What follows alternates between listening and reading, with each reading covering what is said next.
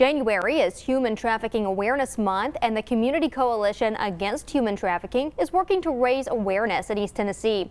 Here to tell us a little bit more about the organization and how you can prevent human trafficking is Hayley Griffith. Hayley, thanks so much for joining us today. Yeah, thank you for having me. Well, first off, let's talk a little bit about what Human Trafficking Awareness Month is and what your organization is. Yeah, absolutely. So January is Human Trafficking Awareness Month. It's just a time for us to kind of come together, raise awareness about this issue, about what human trafficking actually is, and just raise awareness about the fact that it is something that is happening here. It's not just happening in other countries or in major U.S. cities. It's happening in East Tennessee, and our organization is obviously doing our part in the counter-trafficking network and efforts locally. And I know that you kind of just touched on this, and people do sometimes have that misconception that human trafficking only happens in your larger cities and not places like the Tri-Cities. Explain kind of how that happens in areas just like the one that we're in now. Yeah, absolutely. So part of the awareness building of human trafficking is realizing what human trafficking is not.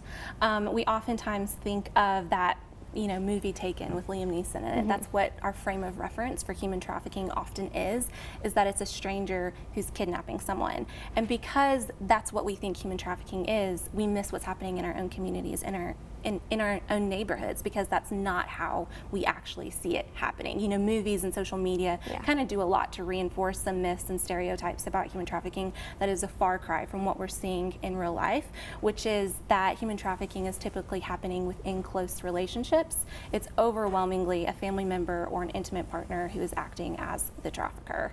And that's something that we just need to become more cognizant of and more aware of, so that, like I said, we're not missing what's happening locally. And let's talk a little bit about that. Tell us, what are some ways that folks can kind of maybe stay on their toes or be aware of what's happening in their community? Yeah, absolutely. So part of the difficulty when it comes to thinking about or talking about red flags or warning signs about human trafficking is, one, it's not something that you're typically just going to see or be aware of as you're walking down the street or in a grocery store, simply because it's not happening in those stranger danger, snatch and grab type scenarios. It's not happening in the ways that we think that it's happening. It's happening within those close relationships. So you have to be in a relationship with someone to see signs over time, different things that might indicate that they're a victim of some type of exploitation.